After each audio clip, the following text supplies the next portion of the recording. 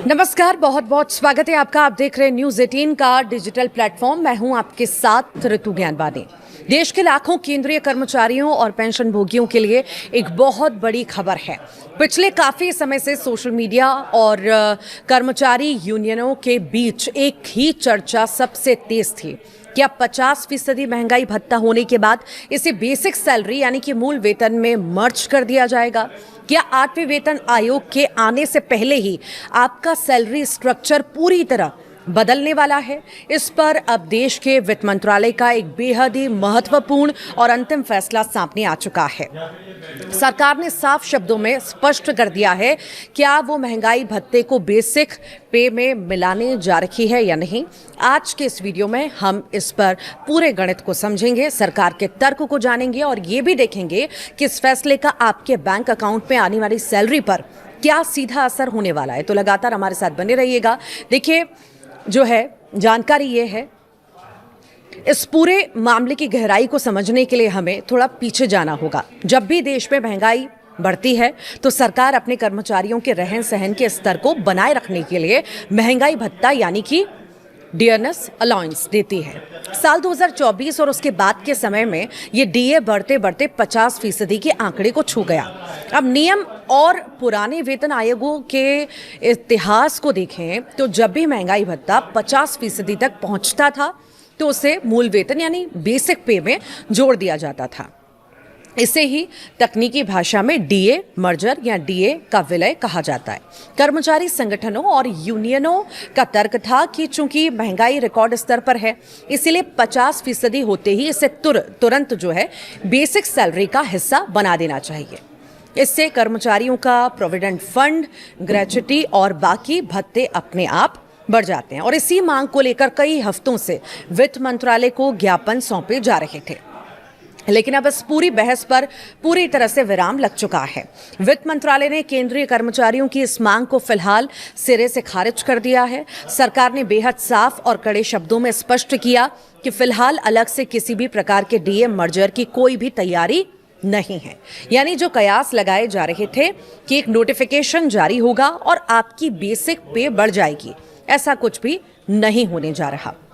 सरकार का कहना है कि 7वें वेतन आयोग की सिफारिशों में ऐसा कोई ऑटोमेटिक नियम नहीं था कि 50% डीए होते ही उसे मर्ज करना ही पड़ेगा। सरकार के इस आधिकारिक बयान ने उन लाखों कर्मचारियों को बड़ा झटका दिया है जो इस महीने से अपनी सैलरी में एक बड़े बम्पर उछाल की उम्मीद लगाए बैठे थे।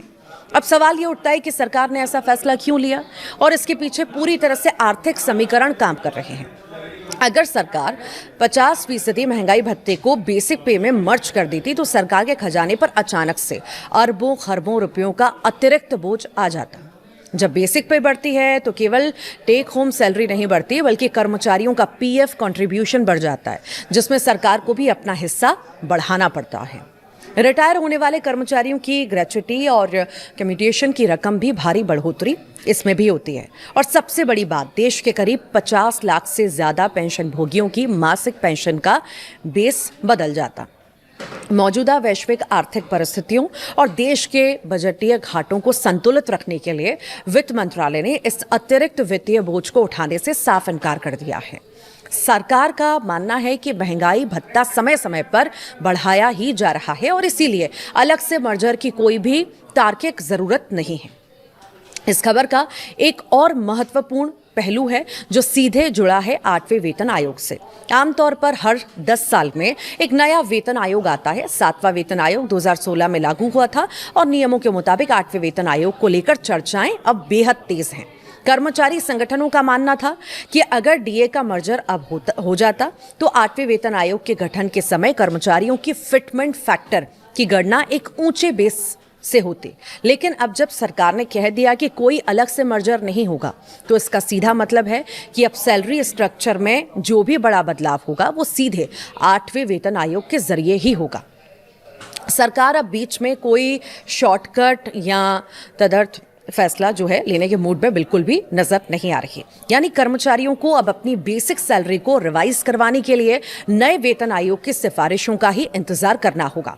तो इस फैसले के बाद अब एक आम केंद्रीय कर्मचारी की जेब पर क्या असर पड़ेगा, तो देखिए इसे आसान भाषा में समझ लीजिए। आपकी सैलरी जैसे ही आ रही थी वैसे ही आती रहेगी। आपका महंगाई भत्ता 50% या उससे ऊपर जो भी तय हुआ है वो आपकी मौजूदा बेसिक पे पर ही कैलकुलेट होकर आएगा।